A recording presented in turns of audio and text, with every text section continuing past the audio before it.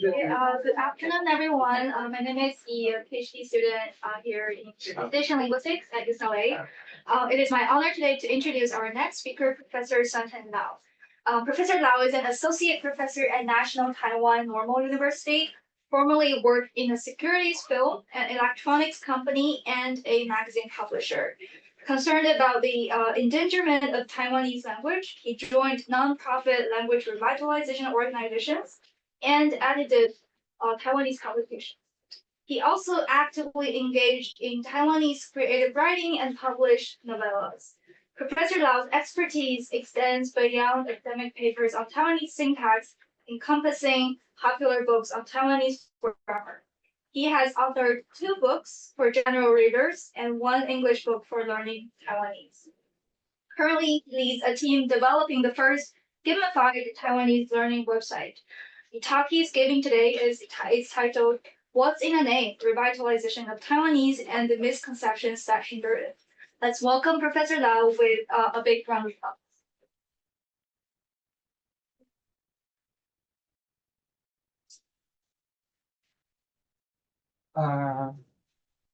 Good afternoon, everyone. So in this talk, I aim to introduce the Taiwanese language, discuss the challenges and obstacles it encounters, and highlight the achievement in its revitalization by the community. These insights are based on my personal experience in teaching, researching, and revitalization this language.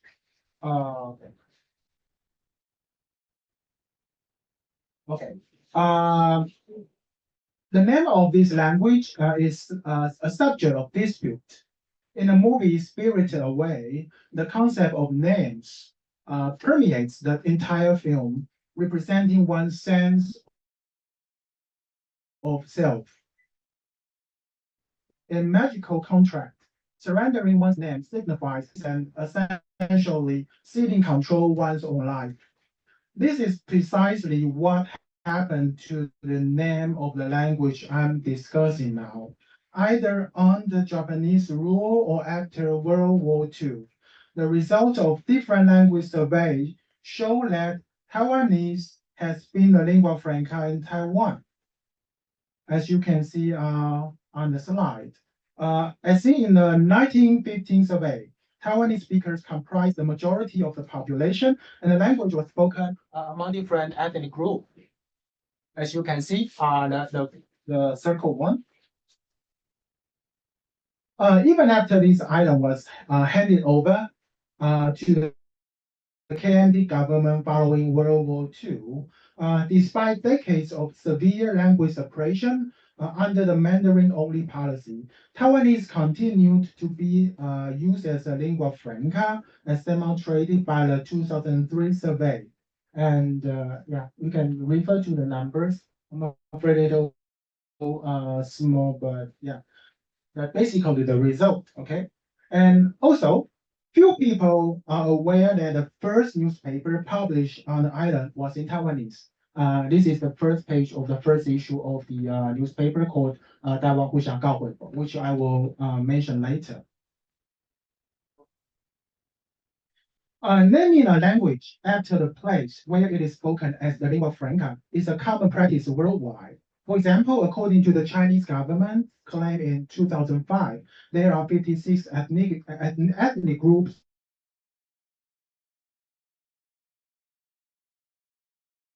in China, in the Hakka, Shanghainese, Cantonese, etc. And however, nobody disputes what the term Chinese refers to. When someone says, "Hey, I'm learning Chinese," you wouldn't ask them, "Are you learning a Zhuang language spoken in the Zhuang autonomous region in southwest China? Or are you learning Hakka spoken in the southeastern China?" No, this kind of question simply won't be raised, right? But interestingly, there are individuals in Taiwan who intentionally argue about the designation of the language name Taiwanese. Anyway, it's hypocritical to refer to Taiwanese as only Southern Min, but not anything else. But feel comfortable calling the language I am currently speaking as English instead of labeling it Anglo-Saxon, isn't it? Okay. Apart from the survey results, the name Taiwanese can also be found in the literature and documents. In the year when Taiwan was handed over to the Japanese Empire by the Qing Empire, several Japanese individuals had already published books introducing the lingua franca of this island. These books include Taiwan Go Shu by Yuzuno Yasukazu, Taiwan Dogo by Sano Naoki, and Taiwan Go by Tanai Yaoguman. All of these books refer to the language as Taiwanese. In 1931, the Government General of Taiwan published a dictionary called Tiny Dai Xi Dan. This one. Okay. And the name of the dictionary literally means Taiwanese Japanese Comprehensive Dictionary.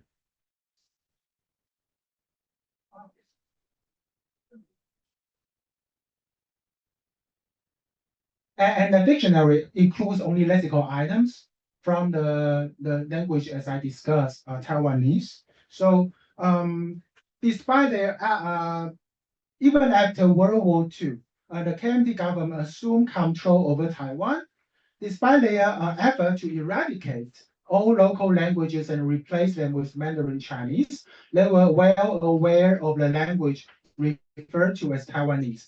The KMT government also published books titled with the Mandarin term Taiyu, which means Taiwanese.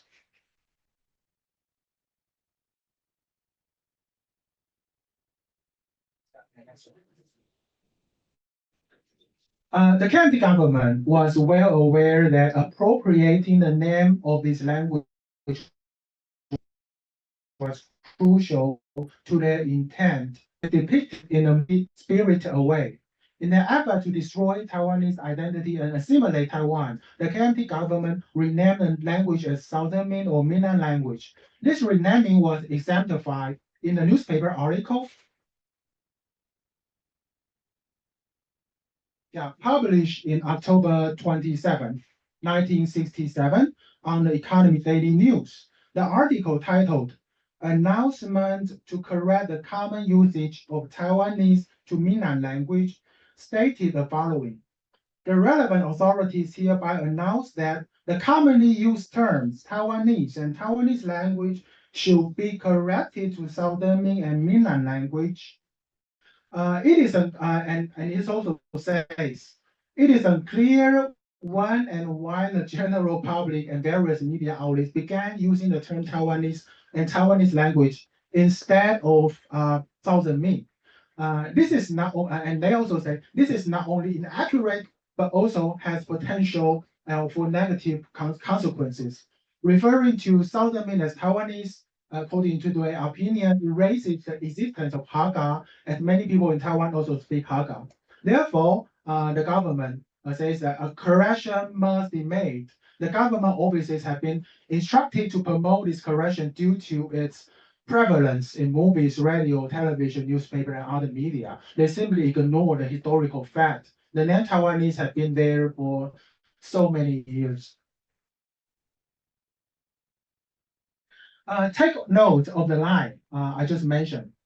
This is not only inaccurate, but also has the potential to cause negative consequences. Referring to Southern Min as Taiwanese erases the existence of Hakka. You know what they are doing?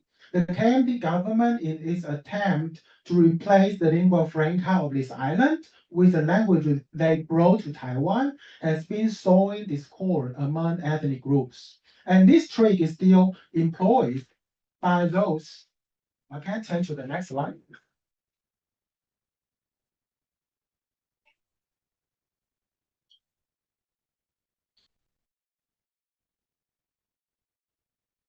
Okay, wonderful.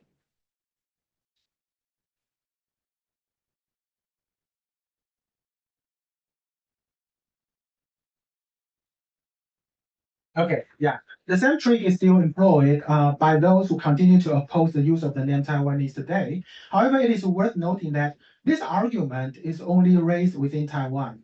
For Hakka, the language is not only spoken in Taiwan, but also spoken in China, Indonesia, and Malaysia, yet I have never encountered anyone arguing that the language names like Chinese, Indonesian, and Malay are problematic due to their lack of complete inclusivity, right? Consequently, there is an ongoing false accusation of Taiwanese cultural hegemony, including a name dispute, particularly from certain ethnic groups, notably the Hakka. In conclusion, the deeply entrenched misnomer and the underlying ideology behind it persists to this day. Before the KMT government took control of Taiwan after World War II, Mandarin Chinese was not spoken on this island. During that time, people conversed in their own ethnic languages and used Taiwanese as lingua franca alongside Japanese, which was promoted by the Japanese colonial government. However, the lingua franca status of Taiwanese witnessed a significant decline due to the language policies implemented during the KMT's authoritarian rule under martial law after World War II. The KMT government actively promoted the use of Mandarin Chinese to replace Taiwanese as the dominant language. Taiwanese was strictly prohibited in schools, media outlets, and public occasions.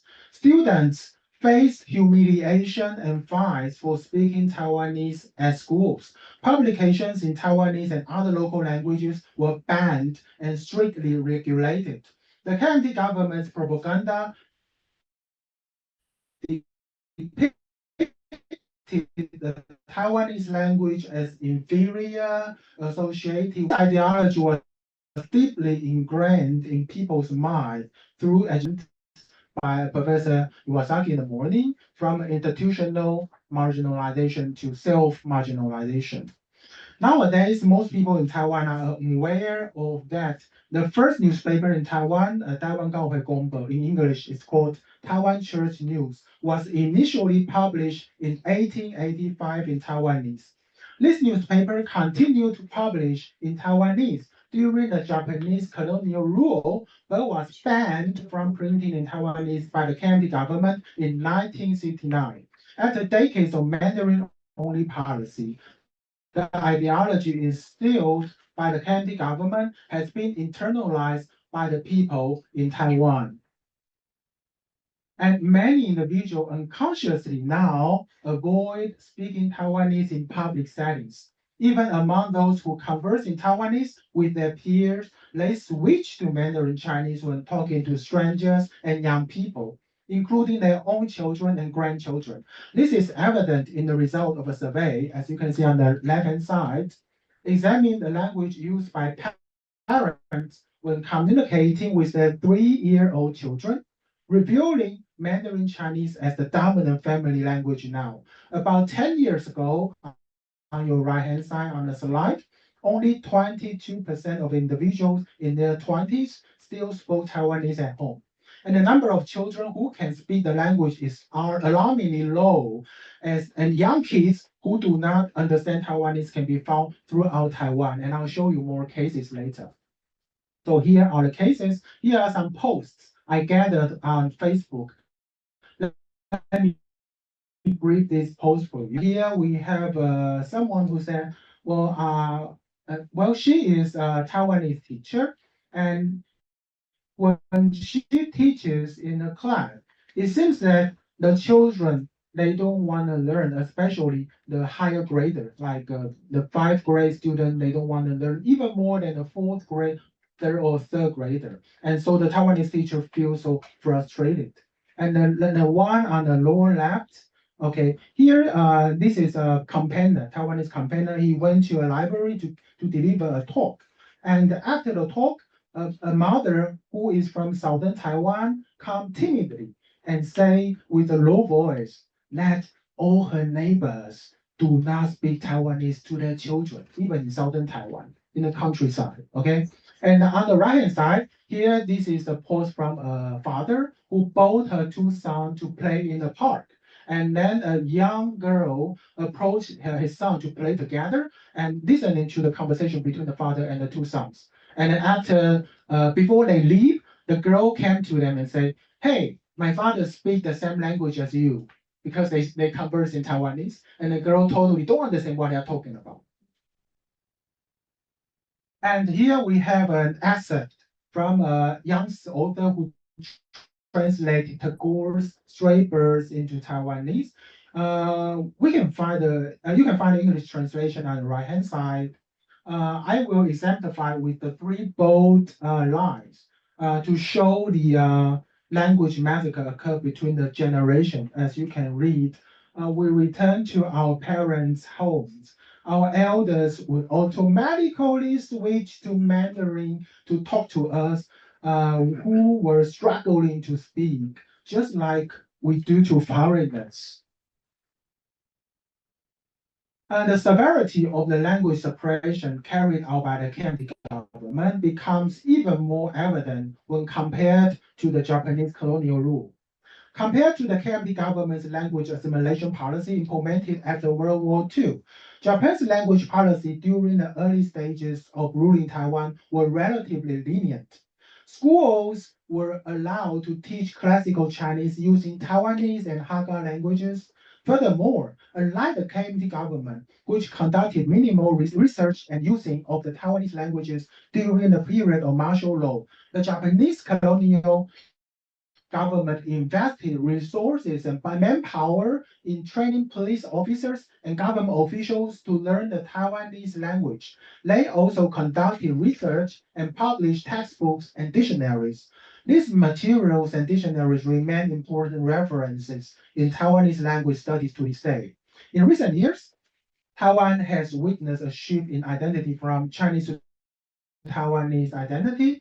We can see these from the long-term survey by NCCU. Presently, the majority of Taiwan people identify themselves as Taiwanese rather than Chinese. In certain regions around the world, such identity shifts have been accompanied by a transition in language from a non-native to their native languages. However, Taiwan is more comparable to the South American nations that continue to use the language of the colonizers. The majority of Taiwanese young people now readily embrace Mandarin Chinese without any unease, as it is the language in which they have been brought up and educated. So why do Taiwanese people show such little concern for their own language? Even after the democratization of this island, one of the reasons lies in the misconceptions surrounding the status of the Taiwanese language. These misconceptions have perpetuated the KMT's historical practices of demeaning and desubjectifying Taiwanese. This is evidence in the ongoing debate regarding the name of the language I mentioned previously. So what are the misconceptions? The first one is the misconception that Taiwanese is merely a Chinese dialect. Furthermore, people wrongly believe that Taiwanese does not warrant independent treatment because it is considered a variant of Southern Ming, which is also spoken in other regions such as China and Southeast Asia. An objective criterion for distinguishing between languages and dialects is mutual intelligibility. Taiwanese and Mandarin Chinese are not mutually intelligible.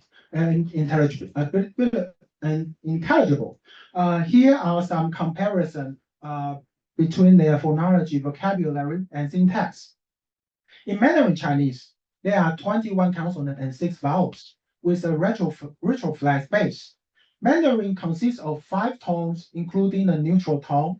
Notable aspects of Mandarin include tone sandy, specifically the third tone sandy, and the use of bu and yi.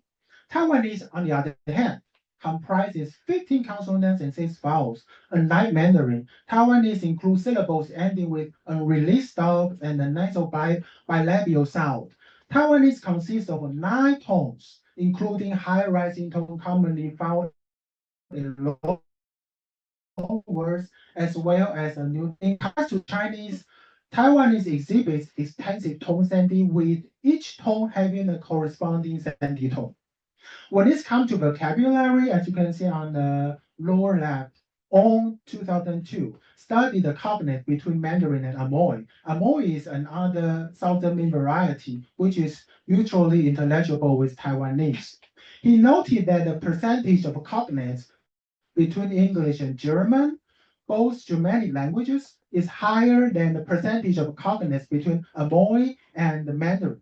Many individuals in Taiwan mistakenly believe that Taiwanese only differs from Mandarin in terms of pronunciation, which is totally in terms of syntax. Okay, for instance, Taiwanese utilize negator differently from Mandarin. Only in Taiwanese is obligatory object fronting required with certain verbal compounds. Additionally, there are unique sentence patterns in Taiwanese, such as evaluative verbal multiplication and event control construction. Overall, it is not surprising that these two languages are not mutually intelligible. I'm aware that the term dialect is sometimes used politically as a negative connotation, referring to non-national languages that hold a socially and politically subordinate status to the country's official language. However, Taiwanese has now been recognized as one of the national languages in Taiwan, as stated in the Development of National Languages Act in 2018. The Ministry of Education has also standardized its orthography, while the government and the people in Taiwan may still have a predominantly Mandarin-centric perspective, legally and political dialect. There is another common misconception that Taiwanese is merely a colloquial language. In reality, Taiwanese has been written and used in publication for over a year in Taiwan, and there have been thousands of publications, including a medical textbook, monograph, and creative writing like novels. And the reason why this misconception persists is because Taiwanese writing was never taught in schools until recently. With all these facts, the Ministry of Education and certain individuals in Taiwan still insist on referring to this language as Southern Ming or Minnan. Interestingly, this is the exact name given by the KMT government during the martial law period to replace its original name, Taiwanese. So do you still remember the movie Spirited Away? This misnomer itself poses a hindrance to the revitalization of Taiwanese. The term Southern Ming encompasses a group of language varieties, including Amoy, Quanzhou, Zhangzhou, Chaozhou in China, Nanlangwei, Penang Hokkien, and others spoken in Southeastern Asia, along with Taiwanese spoken in Taiwan. Some of these varieties are not even mutually intelligible. If Amoy and other Southern Ming variety can have their own distinct name, such as Langlangwei, being used to refer to the variety spoken in the Philippines. Why can't Taiwanese be called Taiwanese? Isn't this a double standard? In fact, according to a survey conducted in 2023, the lower half of this slide, Taigi, literally meaning Taiwanese language, is the name by which most people in Taiwan refer to this language. Continuing to use the term employed by the previous authoritarian government would undermine the people's identity and disregard the historical fact that this language served as natural lingua franca of this island. It would overlook the uniqueness of this language and its inseparable connection to Taiwanese culture, traditional arts, place name, and linguistics representation. Without Taiwanese, the essence of Taiwanese culture, history, traditional arts, and many places would be lost. So actually, we can ask a foreigner who has a profound understanding of Taiwan, and they will acknowledge that it is Taiwanese, not Mandarin Chinese, that historically and culturally represents Taiwan. As a Westerner, whether he or she can distinguish Korean from Chinese culture only through festivals, architecture, and clothing, it's always the language that plays a vital role. The misnomer Thousand Ming is a tool used to diminish the distinctiveness and identity of Taiwanese culture and history. However, most Taiwanese people educated without this linguistic and historical fact can't even recognize Taiwanese romanization. On this slide, on the left-hand side, is a Facebook post from a Japanese actor named Tanaka Chie. She wrote in Taiwanese romanization, and it says, now I can understand more when listening to Taiwanese, but it's not easy to speak in this language. I will keep on working on it. See on the right hand side, what these Taiwanese people commented below. On the right hand side, they said, it's Vietnamese, it's Thai. And Miss Tanaka, a Japanese who is learning Taiwanese, replied below, it's Taiwanese. Guys, it's Taiwanese. So sarcastic, isn't it? So now I'm going to move on to the efforts made for revitalizing this language. The progress made so far in revitalizing Taiwanese includes granting it a legal status as one of the national languages, its inclusion in school curricula, and a significant increase in publications and creative works following its standardization. Since the lifting of martial law in the 1980s, activists have persistently advocated against the Mandarin Chinese dominance through continuous efforts in teaching, publishing, and advocating for the legal recognition of Taiwanese and other Taiwan languages. After decades of campaigning, the Taiwan government enacted the Development of National Languages Act in 2018. Since 2003, 40 minutes per week have been allocated in the curriculum of elementary schools for teaching Taiwan languages. The course on Taiwan languages was also introduced into the curriculum of junior and senior high schools in 2023. However, the hours are so limited. 40 minutes per week in elementary school, 50 minutes per week in the first 2 years in junior high school, and 50 minutes per week in one of the 3 years in senior high schools. Also, we have parents and teachers who do not care about these courses, and these courses are not directly related to the college or university applications. Furthermore, the lack of language usage environment at home or school, combined with the limited hours of instructions that treats Taiwanese just like a foreign language, also results in minimal impact.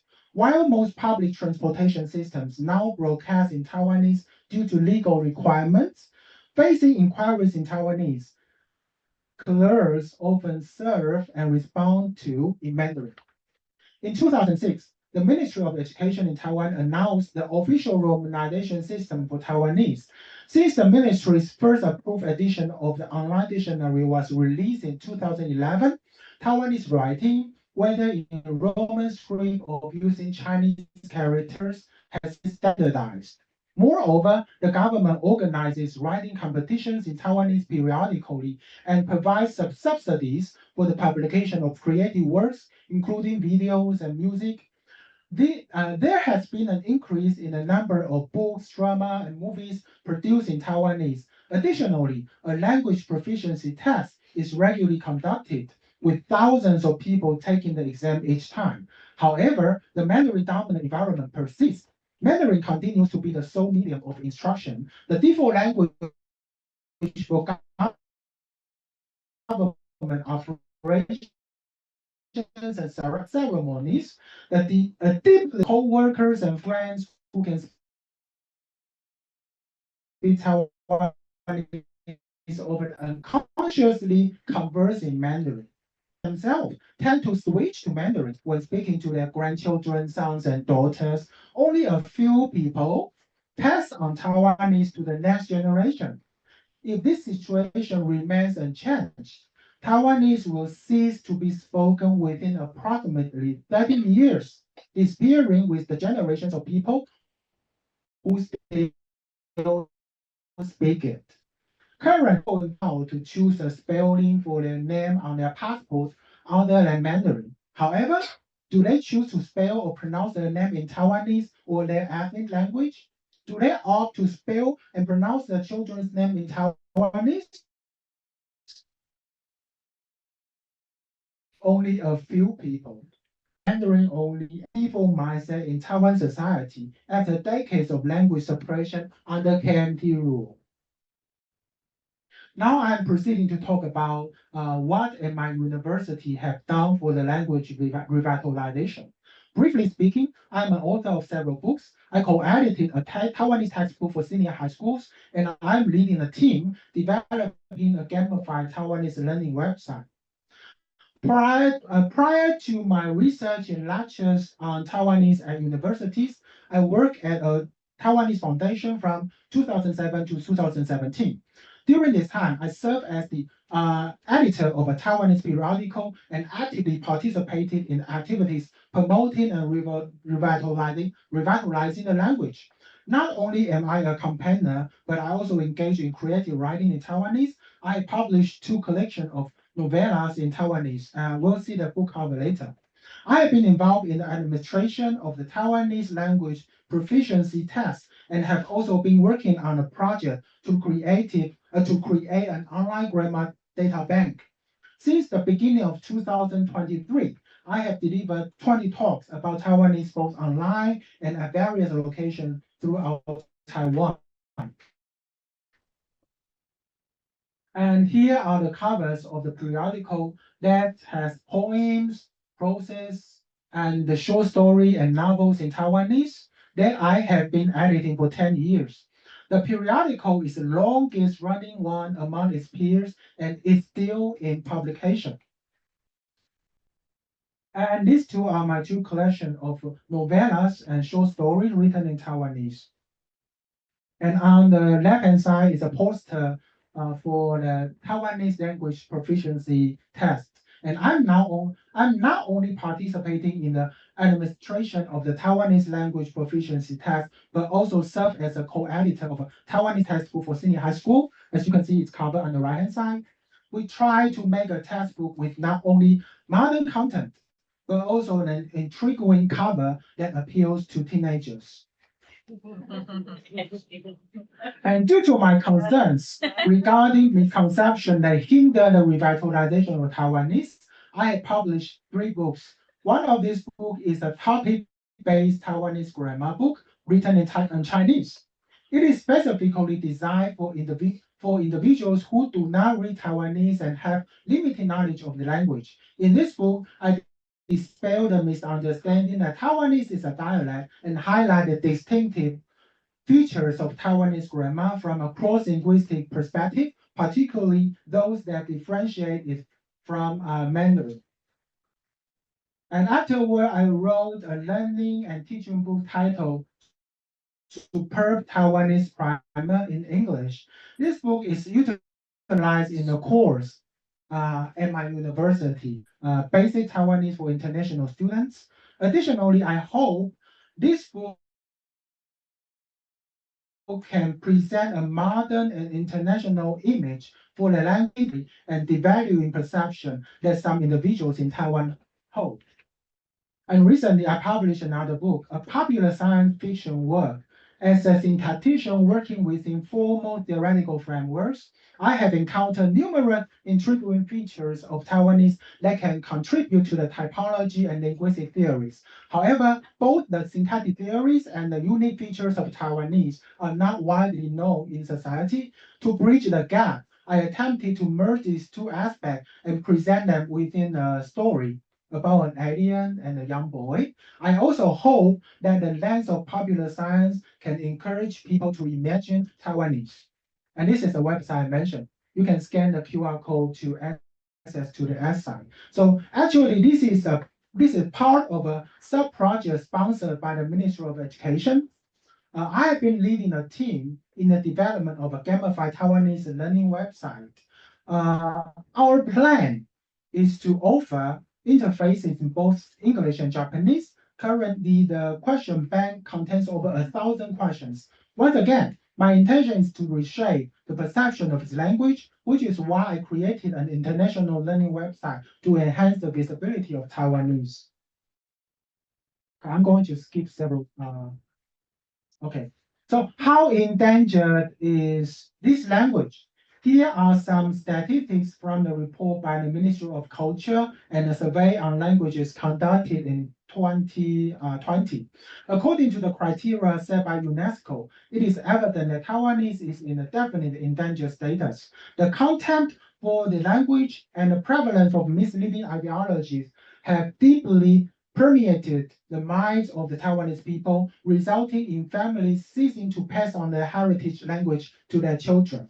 In a book published in 1995, Huang claims that Taiwanese speakers comprises 73.3% of the island's population, quite a significant number. Nevertheless, people in Taiwan have stopped actively using or passing on the language, and that is what frustrates me the most. To be more specific about this frustration, it stems from the mindset of parents and a deeply ingrained contempt toward the Taiwanese language. Statistics show that the language is relatively transmitted to young generation has been stopped. Okay, so that's why the language is at risk of endangerment, as you can see in the diagram. Are Taiwanese people aware of this? The Professor Huang Guanghui Education Foundation conducted a survey in March, revealing that 68.5% of people in Taiwan are aware that Taiwan languages are in danger. However, the percentage of speakers who frequently use their mother tongue decreases with age. Less than half of individuals between the ages of 20 and 34 still use Taiwanese as their primary language, and the situation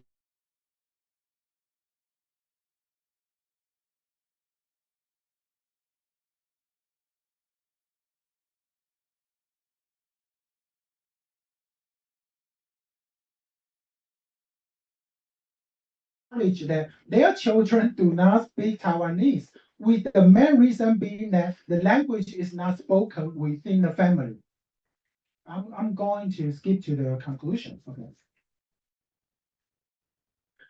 So in conclusion, revitalizing and preserving the Taiwanese language requires collective efforts and a fundamental shift in attitudes and policies. By actively promoting Taiwanese among the young generation, challenging the dominance of Mandarin, and implementing supportive measures, we can strive toward a future where the Taiwanese language thrives and flourishes once again. So thank you allowing me for sharing this insight and discuss what we have done and the challenge we are facing in preserving the Taiwanese language. If you have any further questions or require additional explanation, please don't hesitate to let me know. Thank you. Thank you for such an inspiring talk. So now we can take the questions. Can you tell us more about the assessment that you have developed? The assessment on the website? The proficiency test. The proficiency test. Yeah, actually the proficiency test is sponsored by the government, the Ministry of Education. So they try to recruit people who are more or less experts to help them to make exam questions. But now, the exam has been held for so many years, they need a bigger and bigger question bank. So now they train people to make exam question, and so therefore we hold workshop to train people to make question exams in grammar, pronunciation.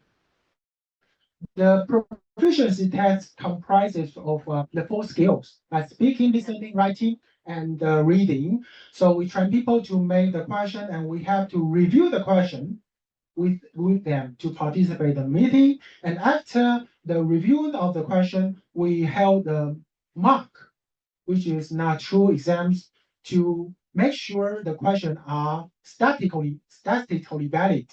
And then we put them into their official exams. So it involves a lot of efforts. Yeah. And the exam was originally held once each year. Now we're going to hold the exam twice a year. That's about it. Yeah.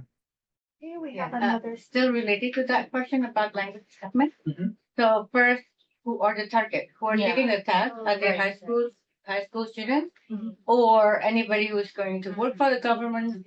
And the other one is, if they're taking the test, why are they taking it? Yeah, What is yeah. it? What Right. the goal of the Yeah, purpose of the we don't have a target audience. Actually, we welcome everyone who want to take the exam. But as I told you, that there are thousands of people to take the exam each year. Why? Because now we have courses in schools, and if you want to teach Taiwanese at schools, you have to pass the exam, B2. So most of the participants are those who want to be Taiwanese teachers. So that's the main resources. And secondly, the Taiwanese teacher will encourage the student to take the exam. That's the second resources. But actually, we want to involve even more people because even just for like thousands of people a year is still a very little amount in a country like 24 million people. Most people they still don't care about, and I believe there are people who don't even know we have this proficiency test. Neither to say they don't even know, oh, we can read and write in Taiwanese. Is that true? That's the truth on this island, actually. Yeah. Do you think Chinese Americans studying here, can they take the test? Have you ever tried the experimental? To hold the exam in other countries? You're talking about I Mandarin or think Taiwanese? because we teach Mandarin only, right? No, this is Taiwanese, right? This is for Different. the Taiwanese language, but Different. yeah, even foreigners can take exam. But now the exam venues are only in Taiwan. We haven't tried to make it like you can take exam everywhere around the world. Not yet. Yeah. We have two questions online. Oh. Pick two of them. The first question asks, why do foreigners typically decide to study Taiwanese? Do you foresee soft power as a viable method for drawing more international learners to take an interest in Taiwanese? Yeah, why foreigner try to learn Taiwanese? This is a witness from the guy on the left hand side. His name is Leonardo Pei. And the citation on the left side of this slide is from a magazine. Okay. And he said, before coming to Taiwan, my biggest impression of Taiwan was its music. I like Wu Bai for a very long time. Wu Bai is a popular singer who sings in Taiwanese. I had heard 叶启田颂爱变嫁娘 in China before. So actually the Taiwanese has become the predominant variety of Southernese in all the Southernese speaking area. So you hear Taiwanese popular songs in China and Southeast Asia, and the TV station which broadcasts in Hokkien will buy Taiwanese drama from Taiwan. So that's some kind of soft power. And I'll keep on reading this. And at the end of the third line, he said, my regret in Taiwan is that I didn't make more effort to learn Taiwanese. Language is the key to culture, and if I truly wanted to become Taiwanese, learning Taiwanese should have been important. If you stay in Taiwan for enough long time, you will find that only speaking Mandarin would not be able to, for you to get to the soul of the Taiwanese people. All the class names are, some of them are about the Formosan languages, and most of them are from Taiwanese language. And all the traditional art, like the public theater or the Taiwanese opera, are performed in Taiwanese. So if you don't speak the language, it's pretty hard to go in depth into the culture and history of this island. It's the representative language of this island. We have a second online question. I'll try to speak louder. I noticed that Taiwanese is sometimes spoken in Taiwanese variety shows, maybe a discourse marker / filler. What do you think is the role of TV shows / social media in preserving Taiwanese? So you mean the variety shows and the social media? Well, if you have a chance to take a look at variety shows in which people try to speak Taiwanese, there are two kinds. The first kind is that the whole show goes in Taiwanese. It's okay. But the second kind, which is even more common, is they use Taiwanese to make jokes. Like they perform like stupidly and speaking Taiwanese, or they perform like a criminal and speaking Taiwanese. And young people, whether or not they can speak Taiwanese fluently, they pretend to speak awkwardly to make people laugh. And this is like a lasting impression from the past, which is from the KMT government. This is a low language, this is bad. The language spoken by bad people, uneducated people. That's the second kind. And on social media, we now have a small group of people try to organization or with the characters, but this is not accepted, not understood by the majority. They will think, hey, why don't you write in Chinese? What are you doing? This is a weird language. Taiwanese cannot be written. You're stupid. You're doing something stupid. Yeah. So not acceptable. So far, I think if we want to win the war, we have to change the mindset of people. And we are in a vicious circle of Professor Iwasaki said, the self marginalization. If we can win over people to change the impression of language in the mind, I think we will have a long war to encounter. Yeah. We have one more question. What is the state of the formal education? Are they, is any of them taught in Taiwanese? Oh, okay. In Taiwan, the medium of instruction is 99% or even more than 99% in Mandarin Chinese. And so, as I said, now we have 40 minutes to 50 minutes per week in elementary school and high teaching these languages. But young people now get like they even identify themselves with Mandarin Chinese because this is a language that's been brought up and educated. Yeah, so that's it. So Taiwanese was rarely used in school teaching, only in some specific courses in several universities, like in my department. So for example, this semester, there are only 3 courses provided in Taiwanese at NTNU. Very, very few, right? We have hundreds of courses, but only 3 taught in Taiwanese. Even school try to reward the teacher, hey, you can provide courses to be offered in different languages, but most people simply don't care. They don't know why. And Related to that question, so those students who take your classes in Taiwanese, because you told us that those young people rarely use Taiwanese, so now, Mhm. so do you consider them as native speaker or foreign language see. learners? Yeah, my courses taught in Taiwan is there are 2 kind of courses. One is a professional, like this semester I teach syntax in Taiwanese. And for those students who come to join me, they are not all fluent speakers, but they can more or less understand Taiwanese. Like they hear their parents, grandparents speaking this language, but they don't speak it at all, but they can understand. And also I provide slides. My slides will be in English and Mandarin Chinese. So for those who run into a problem like, I don't quite understand this sentence or that sentence, they can still refer to the slide, which I will share with them before the lecture.